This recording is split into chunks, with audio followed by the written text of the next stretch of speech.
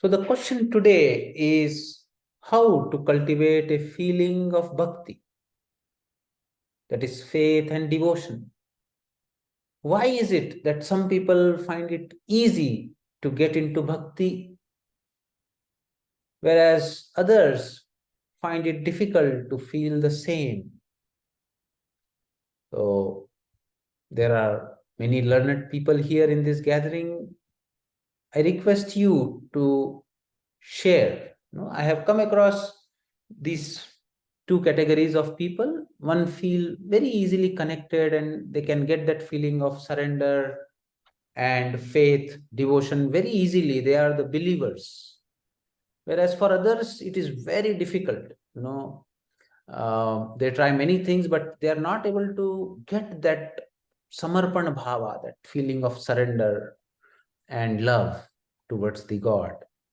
So why is that difference, and how to get that kind of emotional feeling? Gandhiji, you would like to say? Yes, sir. Yeah. Yes. Sir, we should have the bhakti, what you call as shining from our heart, and we have to go within and look for the God we wanted to see. That is, draw our mind inwards and merge with Him with the full faith. Whatever the obstacles it comes, we have to avoid. Whether the obstacles like wandering of our mind and reluctant to practice, or getting back to outer world, and outer world will attract you to more of it's already you tasted in your early or past things, and also sometimes lack of interest and doubts and delusions. All these things will make you to go outwards, and you doesn't want to go in and look for Him. That is, your faith is and your devotion is diluted. That's why some people are not getting the feeling of devotion and emotions towards God, Thank you. and they find it very difficult. As we see in Krishna, Rukmani had a Hmm. very good, very faith on him because of heard of the greatness of Krishna. So she wants to marry him only, not anybody else. So whatever may be the difficulty it comes. So in finally she won it because her full faith of her devotion towards only one person, that is a Krishna. Very beautifully answered, Gandhi sir. Very beautifully answered. He brought 2 points here. One is that till the consciousness is drawn outward, it will be difficult to get that pure feeling. And the second point he said is there should be nobody else more dearer to you. So thank you so much. Hemlata ji. What do you want to make? Hemlata ji, you want to say something? Okay, I think it is by mistake. Anybody else? Yeah, hello. Yes.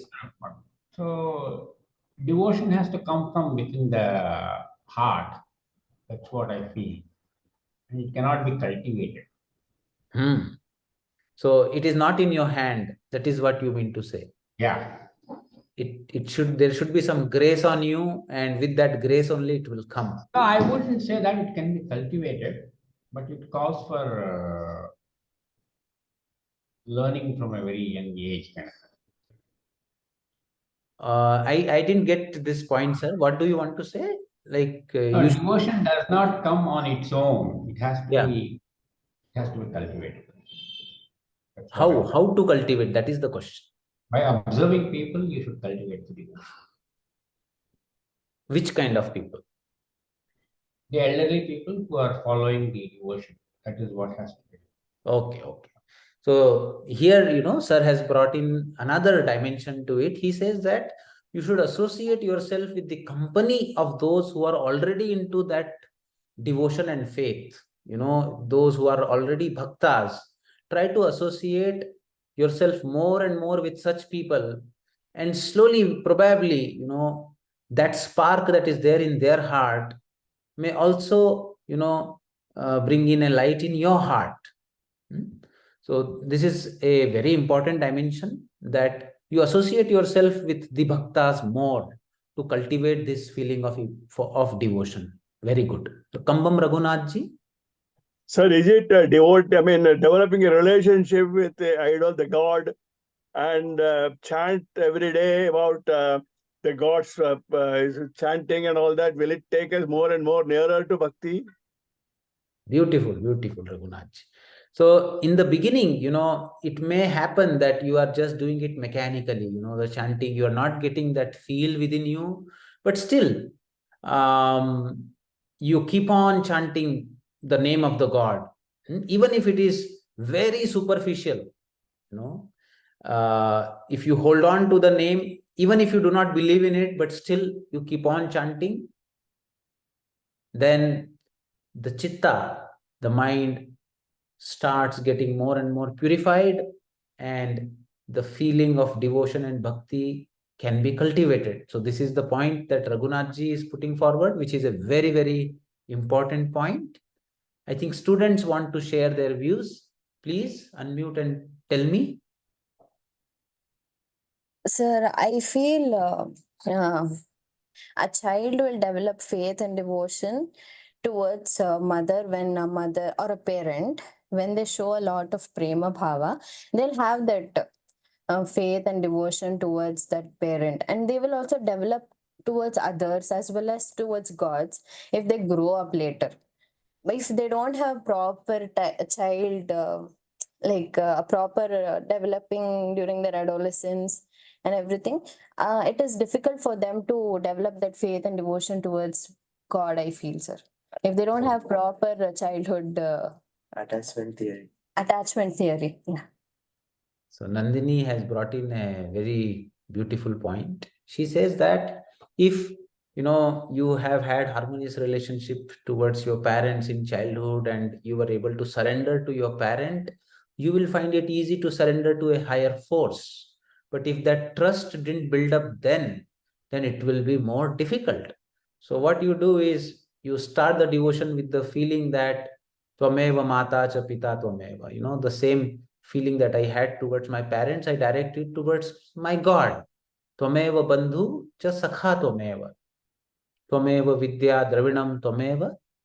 Tvameva Sarvam Mam Deva Deva. So, whatever emotions that I have towards the loved ones, I gather all those emotions and start directing that towards the God only. So, in my parent also, my mother is a manifestation of the same God. My father is the manifestation of same God. My friends. So ultimately, he is only connecting me through all these relationships. He is connecting to me, and I have to not look at the physical form or the coverings that these people have. I have to look into their core, and in their core, they are the same divine which I love. So with that feeling, Nandini says that it can be done, but she says that it will be more difficult for people who couldn't develop that trust with their parents or the teachers in the childhood or the friends in the childhood. Okay, very beautiful. Anybody else? Radharani ji, please unmute and share your views. Yeah, good morning, sir. Yes. I add to this Nandini the same thing. In childhood, because the first, human being, a child will see the parents they'll see. So they have to develop the trust and faith, and they have to see what they preach, that should be in the practice. Then only they can develop the trust and faith and the values what they are looking into around. So then only automatically they'll develop the faith and trust, and they'll develop the faith and trust what exactly their parents are doing. So automatically from the childhood, that kind of faith, what they, because if you see the great stories, the great persons are seeing their mother what she is doing exactly, faith and trust towards any god or towards their fellow beings or husband or whatever. So because in childhood there will not be any confusion.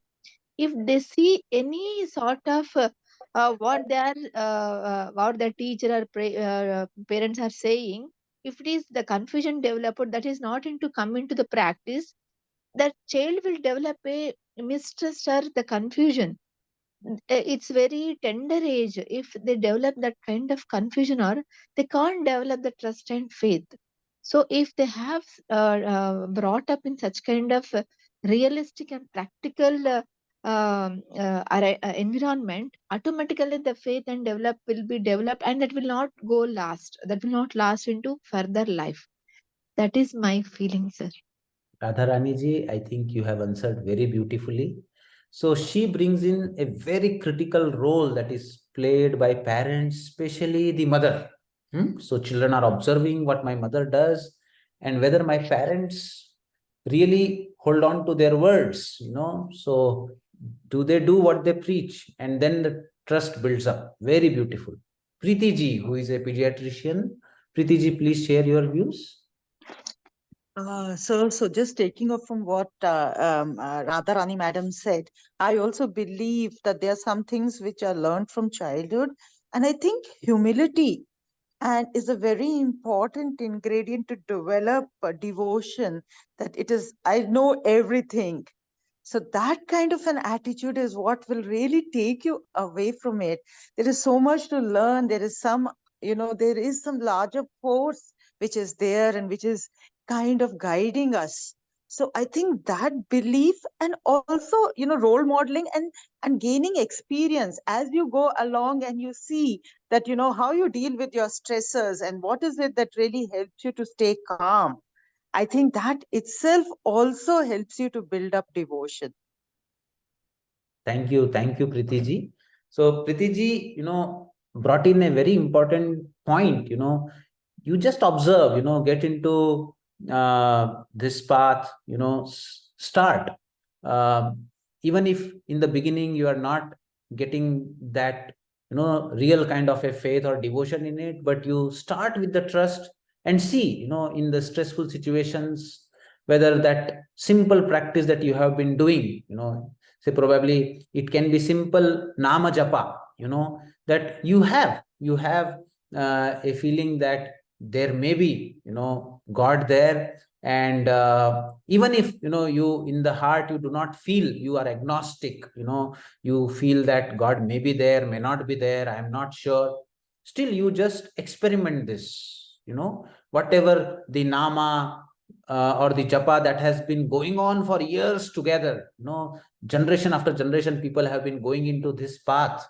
Mirabai came, so many saints in India have come into the path of bhakti. So take up a name, whichever you feel that even remotely that you can connect to this deity, according to your liking in your own heart, and go against your intellect. Intellect becomes very sharp, very hard, then putting a few drops of water there, they get completely absorbed. You don't feel, that softness, that kind of a emotional tenderness within you, because your intellect says no, it is wrong, you are doing a foolish thing. So here you have to deliberately do the most foolish thing that your intellect tells you. Become foolish. That will bring humility in you. I remember, I was into a phase of my life where I questioned everything. And then in Vrindavan, I came across a Swamiji who gave me a mantra, which was not something that I had been practicing or I had much kind of a feeling. But then I decided that because a saint has given me, and I think my intellect is thinking that my intellect is too smart, and everybody is inferior to my intellect. So he gave me, things to do, which were like, doing the beads 11 times, rosary 11 times in a day, and then several small books where I had to read five pages or five shlokas every day, and they were like in Brij Bhasha. The language also I didn't understand, and like how villagers in Uttar Pradesh would do, no, several things like that. So it was very difficult for me, and my intellect was overtly denying it. But then I questioned my intellect. Do you know everything? Do you think that all these people who are gathering here doing these bhajans, all of them are stupid? So in spite of my intellect, questioning it, I did it. I kept on doing the japa of that mantra. I kept on, reading those books, even if I didn't understand anything out of it. Like how villagers in rural India do, they just mug up. They don't even know the meaning. But I am a person who would not even take one step ahead if I don't understand the meaning of it in my life. But that was the time that I did it. I did it even if I didn't understand anything out of it. And what I observed, dear friends, was that it brought a lot of humility in me. And when I went on to that path, in the beginning, my mind had a repulsion, a dislike towards it. But later on, I observed that I started liking it. Something opened up within me after that. And those very words which I was very repulsive in the beginning towards, they started opening a different dimension in me. I started bowing down better to all the, sadhus, mahatmas, who are not in the sense that they are literate like me, but they have their own strength. My mother also, is not a literate person in that sense, but she is a great bhakta. And I used to scold her, what you keep on doing like a parrot? You don't even know the meaning, and from morning till afternoon you just like a parrot, you keep on doing your things. You one book after another you keep reading, and so fast you do, I am 100% sure you don't know the meaning of it. And I used to make a mockery of her and scold her also, because I used to think that I am a great gyani, I am a very, very superior person, and she is nowhere. And that kind of a thing was there. But I reached a state where I feel that I am much, much below in evolution than these people who, with the name of God, their eyes become teary eyed. They appear way ahead, way ahead.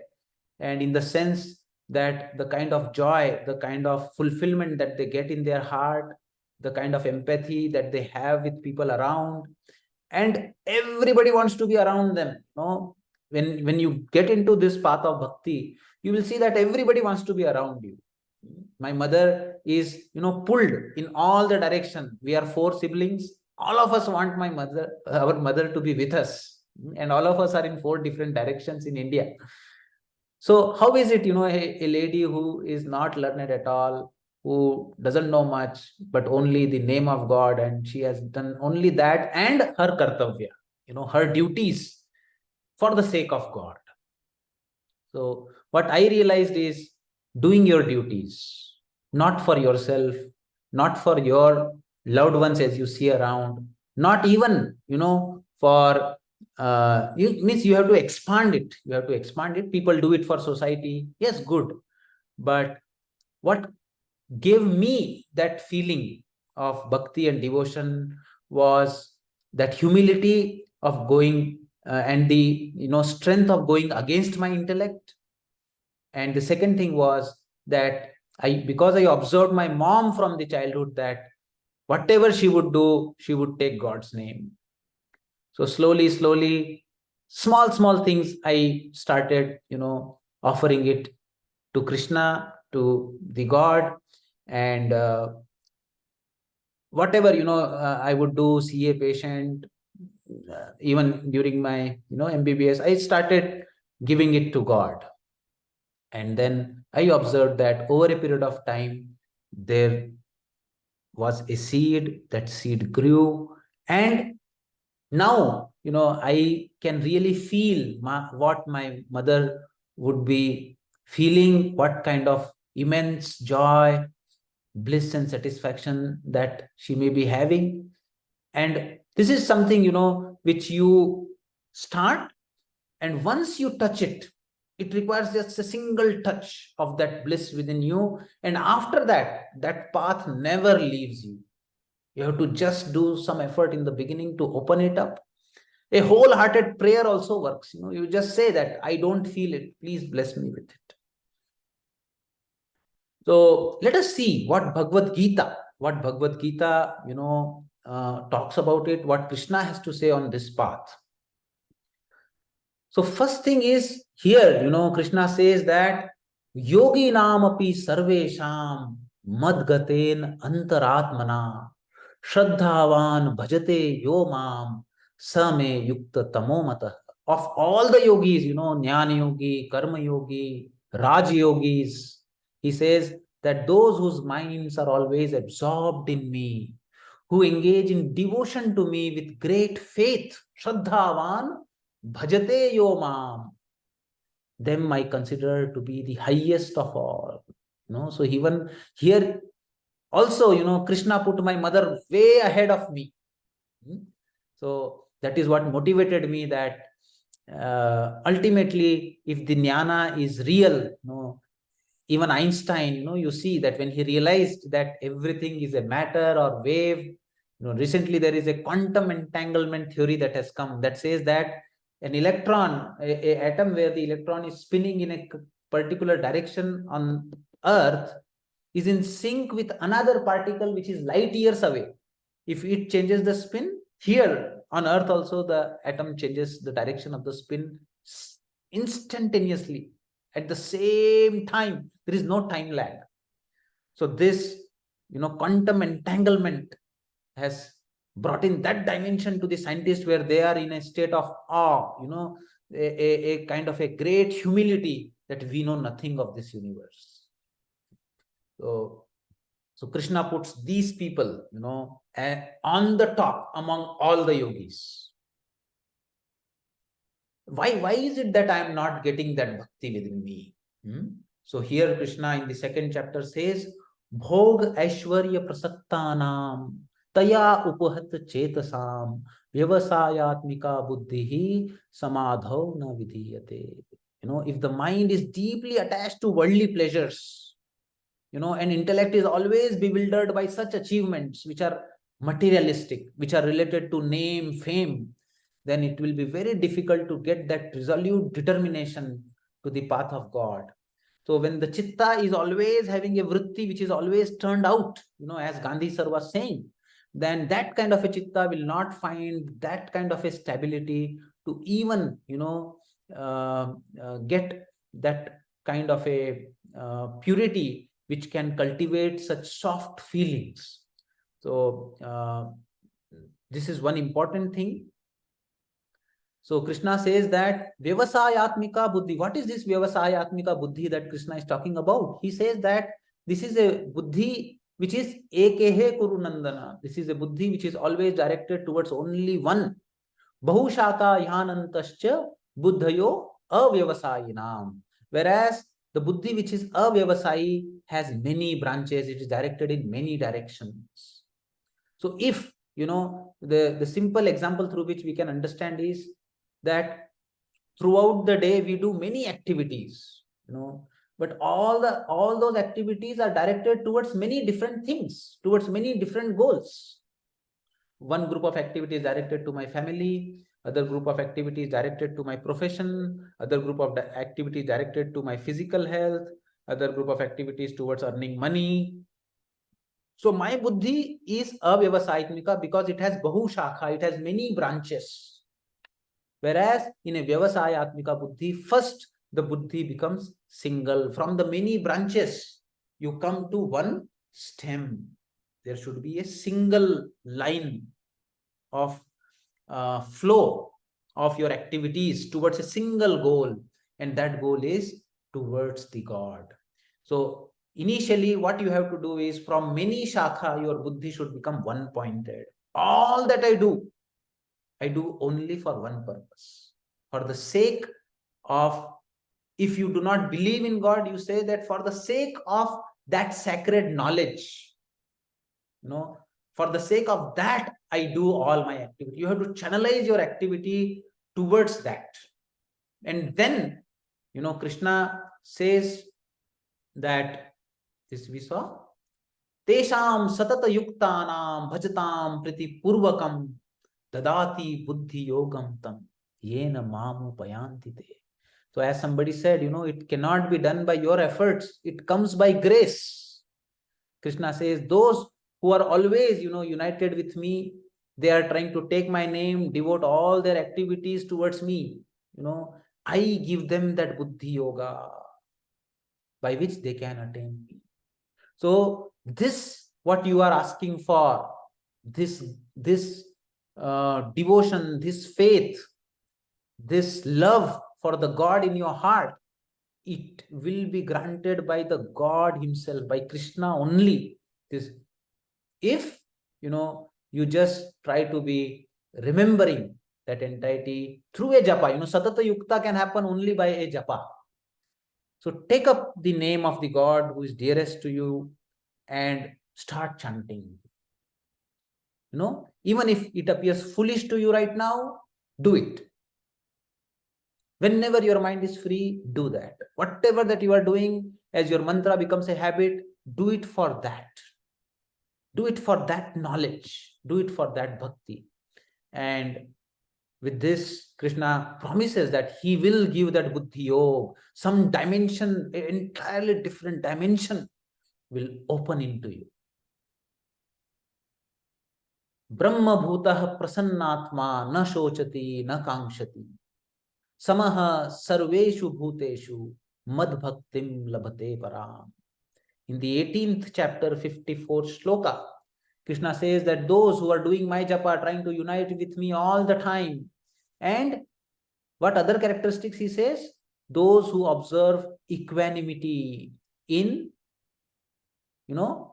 if they get things what they like or the things that they do not like, they consider everything as coming from me, so they do not become depressed or do not crave, considering everything as my prasada in their life, and observe equanimity in all the living beings. Samaha sarveshu bhuteshu.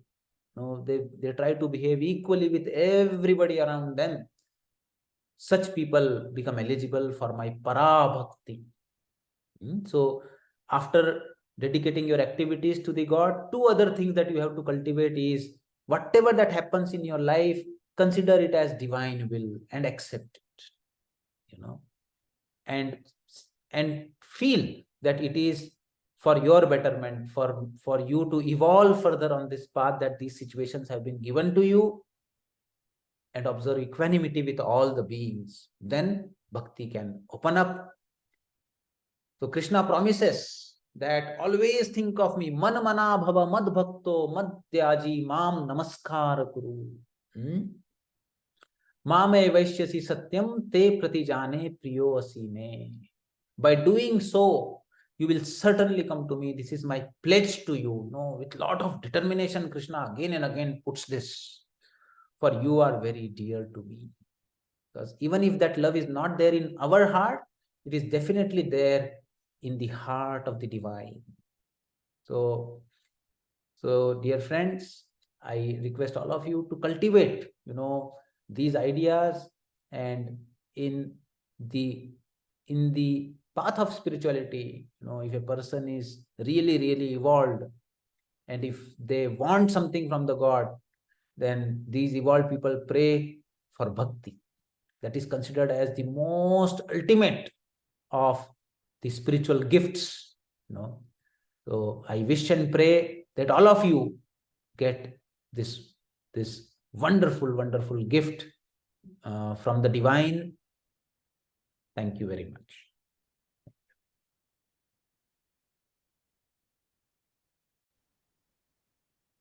So Gandhi sir has asked that how should you develop that faith, or why should I develop that faith even if I do not even believe in God? So that is what I am saying, that it is our intellect which is questioning, it is not allowing us to be humble. So even if we are agnostic, even if we are doubtful whether God exists or not, let us just, experiment. If we are scientific and we are researchers, just experiment. Start taking God's name, because you are 50%, you are doubtful whether he's there or not. So what you can do is, okay, by not believing the God, I cannot experiment. Not believer, things will go on as they are. So let me just act like as if I am a believer. Even if you are not a believer, act as if you are a believer. Do acting. Okay, go to temple, do the japa, do everything what a believer does, and see whether it does bring any change in the life around you, in the way you interact with people. Just start doing a japa, and even if it is very superficial, just do it and try that. Okay, imagine that there is somebody and I'm dedicating this to him. Just imagine, it is an experiment. Do it for 3 months. Just do it for 3 months. If nothing changes in you, leave it. Then may not be there. But we should not, remain stuck in that space saying that I am agnostic and then just remain there throughout life. So even if you have to deny that something does not exist, you have to prove that non-existence also, if you are really scientific. So therefore, I would say that you imagine that you are a believer or you have faith and start acting. Bring your belief into action though. Just don't okay, I believe and keep it aside. Bring it into action means that you do japa, you try to dedicate all the activities that you do to the higher force, and you start visiting temples, do namaskaram again and again, pray that you get an insight into this issue. With that, you honestly experiment. And if that doesn't bring any change in you, you leave that path. My personal experience is I have seen big scientists who would deny God completely, but then towards the dawn of their life, I have observed him becoming greatest of bhaktas. So in the youth, when we have everything, we tend to be little more questioning the existence of the God. But as life progresses, probably it is due to their karma yoga also, and that dimension opens up to them. But I have seen people dramatically getting transformed. Yeah. Sir, Yeah. well, sir, I have got, in light of this discussion, I am arriving at one particular thought. There used to be days where my mother would assemble us for a bhajan, and we would be about 6 of us, would be there, children there.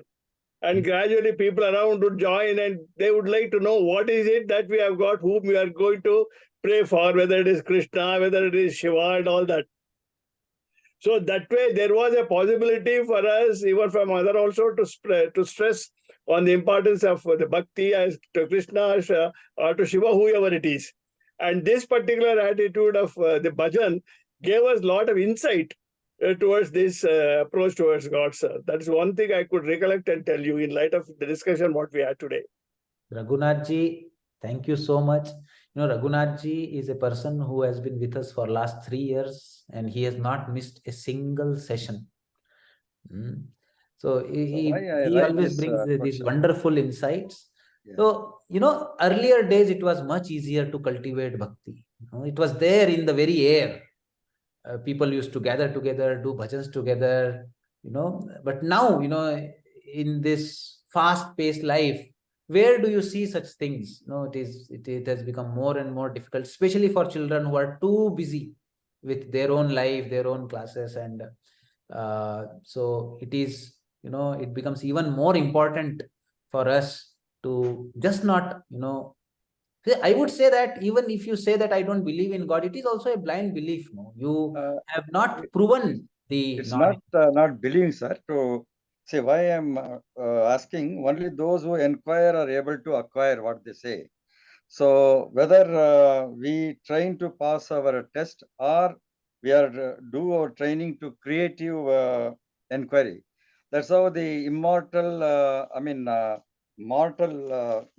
Buddha become immortal because of his inquiry only. He's a mortal prince to become a immortal Buddha because he's inquired.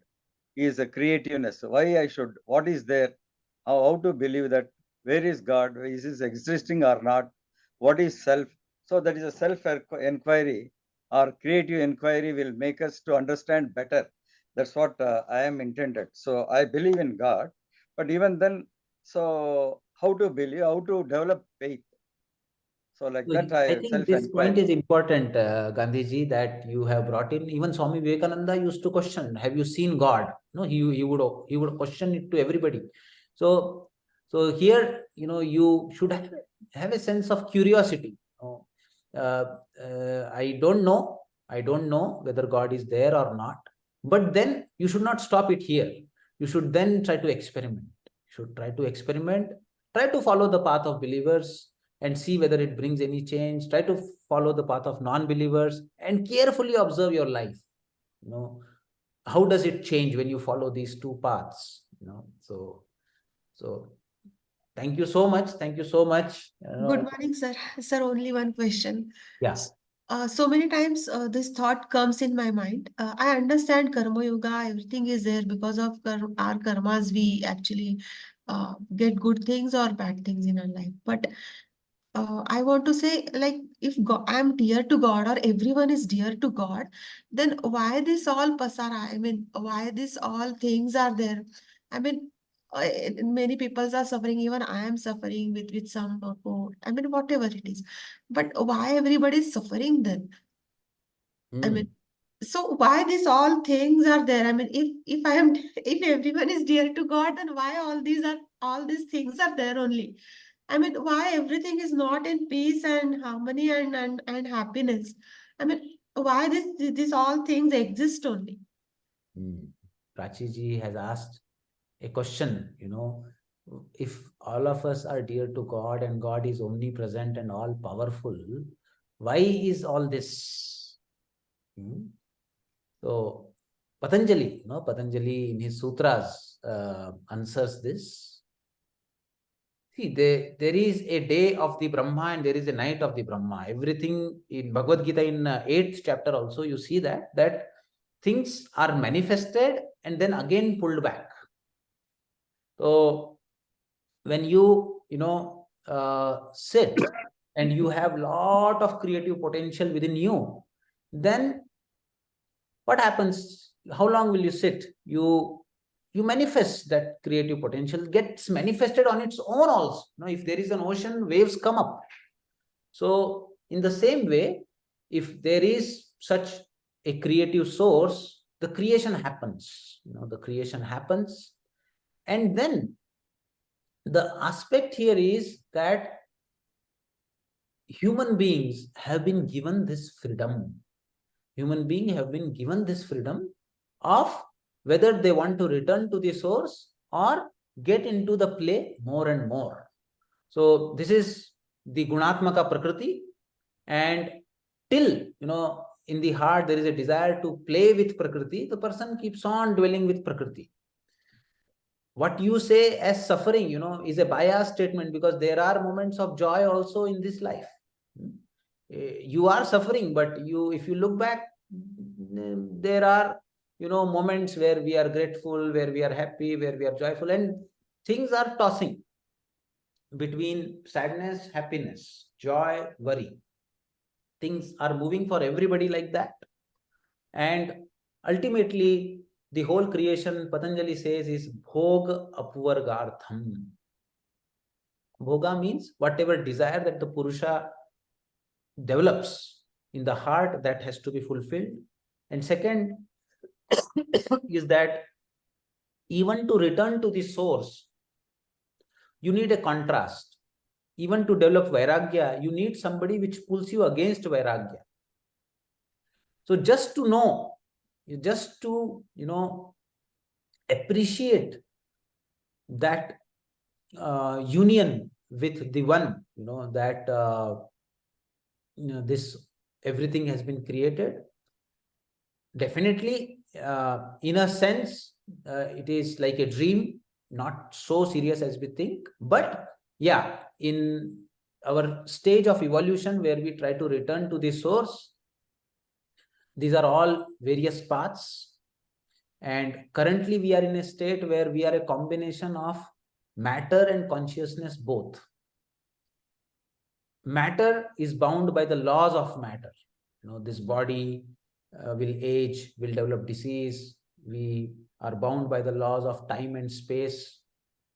But the consciousness is free.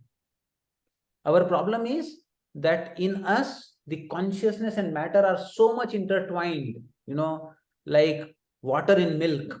We can't separate it.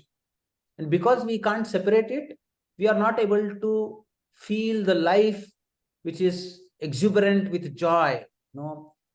These kind of question, a baby, a child who is jumping in joy would not ask. Only a person who is fed up, who is frustrated with this life only will ask, why this life? Have you ever, lied down and looked at the sky, the stars, when they twinkle? These stars are, created for giving us a kind of a joy. Ultimately, this question, should not come because we have not been able to manage our energies, our life. We have not been able to understand ourselves. We have got into this kind of a depressed state. But otherwise, this life was only given for celebration, joy, dance, gratitude, love, singing, compassion, all those wonderful things. It was created for that purpose. But like a silkworm, which builds a cocoon around itself and then suffocates itself, we, through our wrong understandings, wrong ways of managing our own emotions, our own minds, have created this suffering for us. God did not create it. God created it.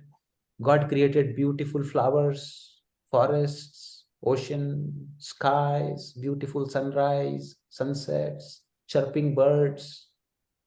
God created a very beautiful, joyful world for us, but also gave us a free choice. We have created misery. We have created misery for us, for this planet, for people around, for our family. And not that we did it knowingly, it is due to our ignorance, our lack of understanding. So please, look at the life again differently. Please see. This question stems from very deep ignorance. So that would be my answer to you, Prachi. Sir, very important sir. in Bhagavad Gita. He says theme unattached action gradually rises above the sense of mere duty and dharma, that is a pure action. So unattached. So why should we, when we attach to the devotion, again we attach to the God. As in Ramakrishna, the Totapari says, kill Kali, then only you will realize. So Totapari says, is Guru, kill Kali, then only you will realize. You are attached to Kali, you will not realize by yourself. So Totapari says, you kill Kali, then only you will realize. You will be free. You will become freedom. Even Krishna says in Bhagavad Gita, don't get attached. Unattached actions will gradually rise above the sense of mere duty and above the dharma and becomes pure action. So it's a contradictory in Bhagavad Gita itself, sir. What is your... That is what, Gandhi sir, I was into this stage before, so this is the final chapter of Bhagavad Gita, towards the very end of it, 18.65. So we would believe that Krishna wants to conclude now. And in his conclusion, see what kind of shloka he uses. And, these examples, what we talk about, Totapuri asking, to destroy the... Ramakrishna Paramahamsa. So here also, I would like to tell you that even after that, when Ramakrishna Paramahamsa reached Samadhi, you will see that In his last moments of life, he again chanted Kali only. When he had cancer, do you think he left Kali after that? It was just a step, a mechanical kind of a step in realizing some certain dimension. But in his last moments of life, did he Ramakrishna leave Kali? So we have to go beyond our intellect, and also the growth should happen in a step-by-step manner. So please contemplate on these, and our intellect can be the greatest hindrance in our growth. So be very careful about it, remain humble, and whatever learned people like you do, the next generation also looks at you and follow. So even Krishna says that, taking that into consideration for Lok Sangraha also, even if you should behave that how you want the masses to behave. If you stop going to temple, taking name of God, definitely your grandchildren, the students around you, children around you will never do that. And they are not as mature as you are, so they will neither be there nor there. And then you will be considered as the person who misguided them. So please be very careful, and think about all these things. Thanks. Sir, here one simple thing. Generally, if you like any god or if you like any person like Gandhi or Vivekananda, so why you are liking? What is the quality in their character you are liking? The same quality if you start inculcating, that means you are liking or you are devoted toward that person or that god. So what are the qualities that you are liking in those person? That qualities, if you should start inculcating, so that is the real devotion and that is the real liking you are doing, so that will be the role model for the generation and further who are our fellow beings, what I feel. Very beautiful, and it is a good beginning. You can go one step further. You can say that, okay, I like this quality in this person, but this quality also has a source from where this person is showing this quality. I want to go to the very source, Yes, that source from which all beautiful qualities emerge. So like Hanuma is a very good bhakta to the Rama. So if you are liking Hanuma, so we have to that kind of bhakti in us also, so that we are giving good archana to Hanuman. yes. Shashi sir has asked something. Kindly repeat the sloka on Stithi you chanted during relaxation. I am not able to remember. Shloka, are you talking about Purnamadaha Shloka, Shashi sir? Oh, Tada Drashtuhu Swarupe Avasthanam. Yeah. This Yes, is sir. Patanjali Yoga Sutra. Patanjali Tada. Yoga Sutra, third sutra, first chapter. Tada Drashtuhu Swarupe Avasthanam. Right, sir. Thank you. Sir, I was just thinking and thinking. Yes. Is there time? Can I say something? Please. Yeah. It's unconditional surrender in bhakti. You have already explained in your talk regarding your questioning of the things. It's unconditional surrender. In bhakti, it may be towards your parents, to your God, to your brother, to your mother, anything. To get the prasadam, phal, it may be in form of health, wealth, money, reputation, status. Only then you can get if you have for your teacher, your guru, my medical teacher. It is surrendered. Whatever he says is okay. That's final. I surrendered myself to my elder brother. Whatever he'll say, that's his final word. We'll never question him. We never thought of questioning him. That's why we are here. And God is not a personification. People are sent by God. You are sent by God. I came in contact with you. You are God sent for me. I met Preeti ma'am. They are God sent for me. I become sick. I am handled by a doctor in emergency. He is God sent me. God sent for me. God comes in rupa of a person, individual or a thing or whatever.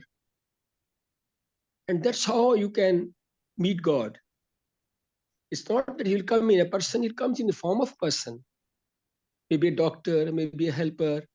Even your PN can help you out at time of some crisis. If you meet some difficult circumstances, somebody may take you out by very kind words, very small words. So God is not a person. He comes through persons.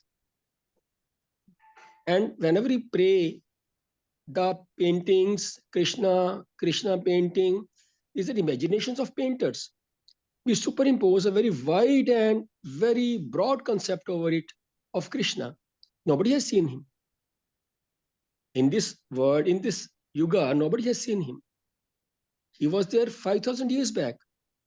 We superimpose a very wide concept and very wide imagination and supposition over that image. That is Krishna.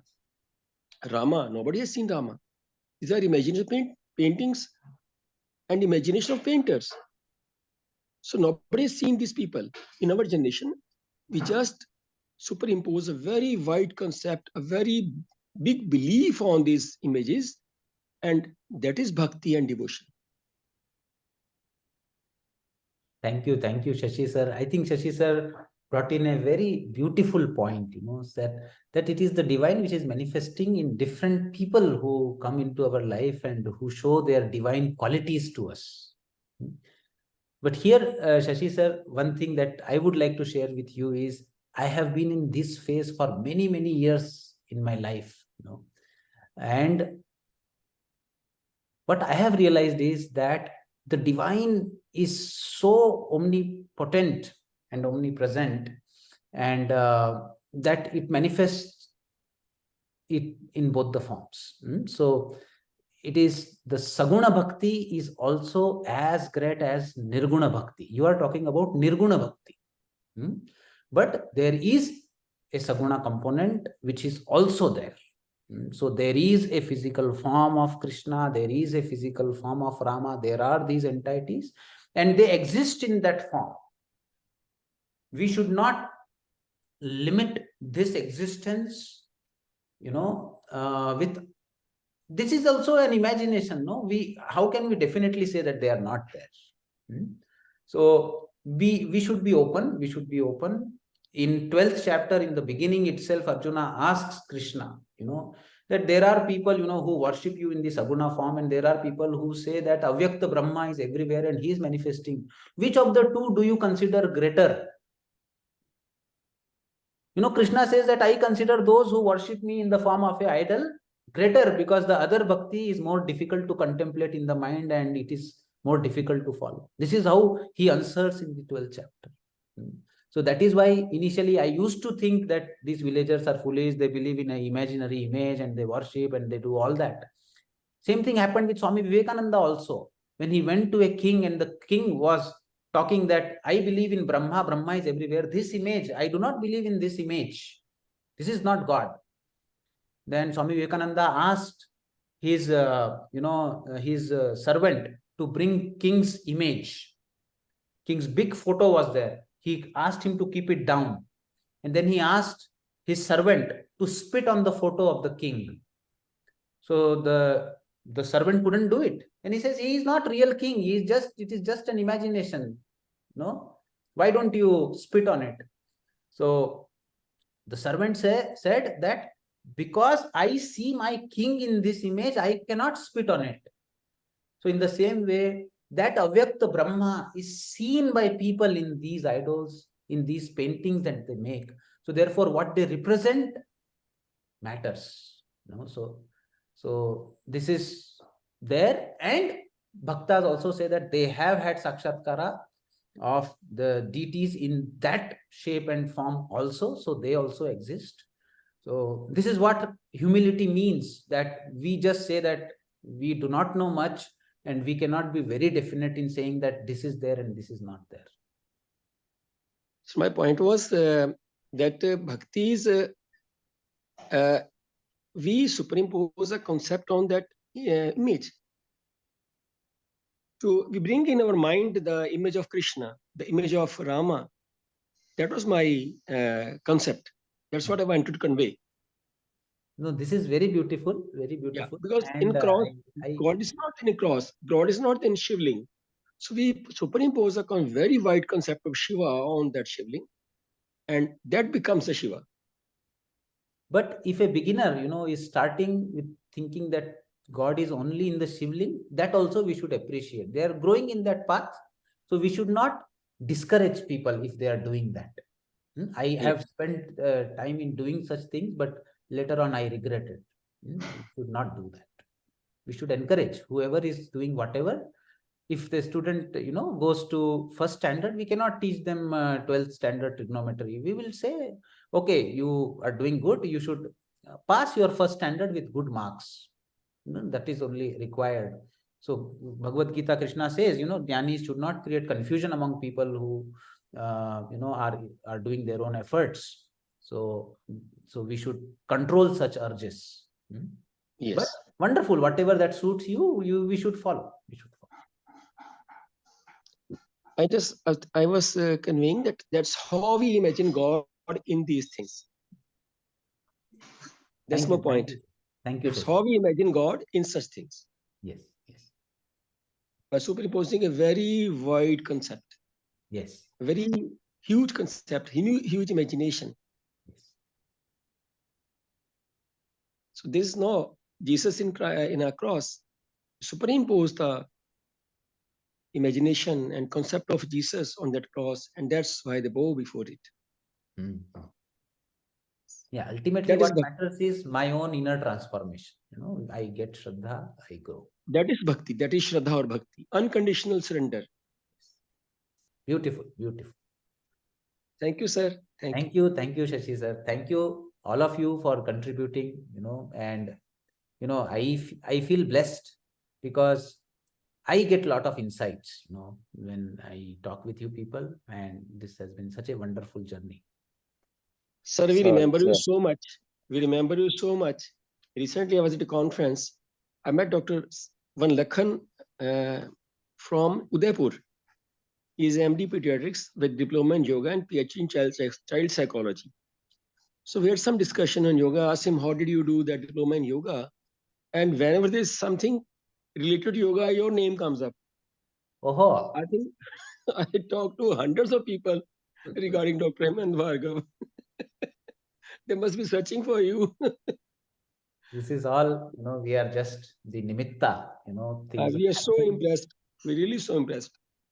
So thank you so much. Sir. And I see, a wonderful, wonderful growth that I see that is happening with people who are there with me here every day. Every week that I talk, I see that I can actually, see that from the way that you answer, the way you question, that really, really there has been a wonderful growth and transformation. So all thank the divine for this. Same thing is happening with us also. Yes. We're also really transforming. I have got transformed. I feel I have got transformed. So it's really great, sir. It's a satsang, what I call as Dr. Hemant Bhargav satsang, I can call Tuesday. It is divine God's satsang, Krishna's satsang. Yeah. Thank you, sir. Thank you. Thank you very much, sir. Thank you. Thank you very much. Thank you, sir. Let's meet again next week. Yeah, sure. Thank you, sir. It's just I will think on like what we discussed, what you told. So Yeah. We will upload it on YouTube, so you can again listen to it. Please think on it. yes, sir, sure. Thank you.